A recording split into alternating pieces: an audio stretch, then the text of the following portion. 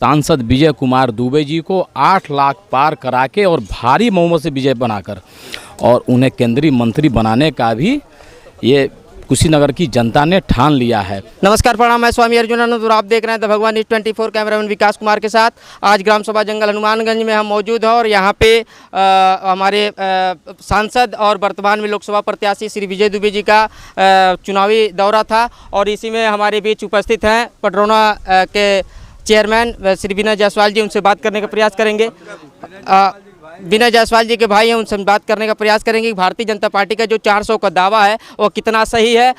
2 चरणों का मतदान हुआ है, वोट प्रतिशत काफ़ी कम गया है, इससे भारतीय जनता पार्टी का जो आत्मविश्वास है उसमें कोई कमी आई है कि नहीं।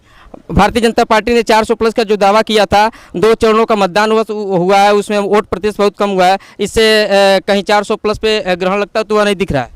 सबसे पहले भगवान न्यूज़ को बहुत बहुत बधाई, ढेर सारी आपको शुभकामनाएं। धन्यवाद सर। और 400 पार का नारा ये मोदी जी ने नहीं दिया है, ये सम्मानित एक एक जनमानस ने दिया है पूरे भारत के कि अब 400 पार को हम लोग आगे बढ़ाएंगे। और कुशीनगर का नारा सम्मानित कुशीनगर की जनता ने दिया है कि कुछ प्रतिशत वोट कम पड़े हैं, लेकिन हम लोगों का लगातार जो जनसंपर्क किया जा रहा है जनता के बीच में जाके, उनसे एक ही निवेदन किया जा रहा है कि सबसे पहले मतदान करिए।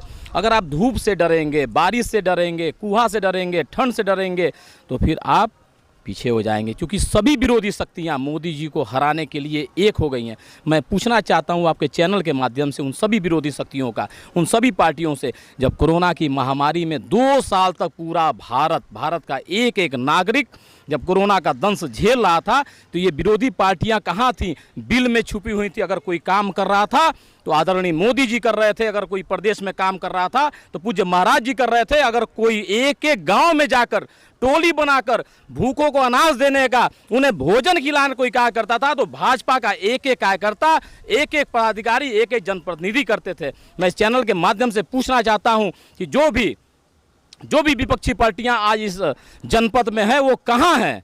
विपक्षी पार्टियां वो कहां हैं? हमारे सांसद टिकट मिलने के दूसरे ही दिन से एक एक घर में डोर टू डोर जनसंपर्क करना शुरू कर दिए हैं। आज वो पार्टियां कहां हैं? वो पार्टियां समाप्त हैं और वो बहुत बहुत धन्यवाद आपका बात करने के लिए।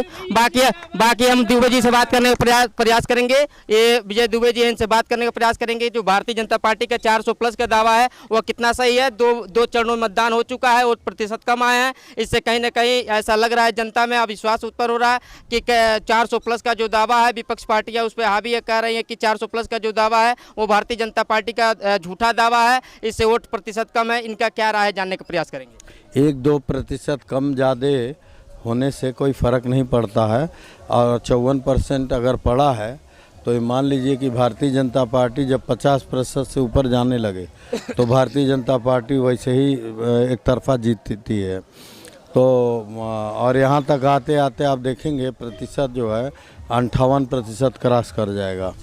तो 400 पार का जो लक्ष्य है वो आराम से हम लोग पार करेंगे और विपक्ष के पास कोई मुद्दा नहीं, कोई विकास का लक्ष्य नहीं।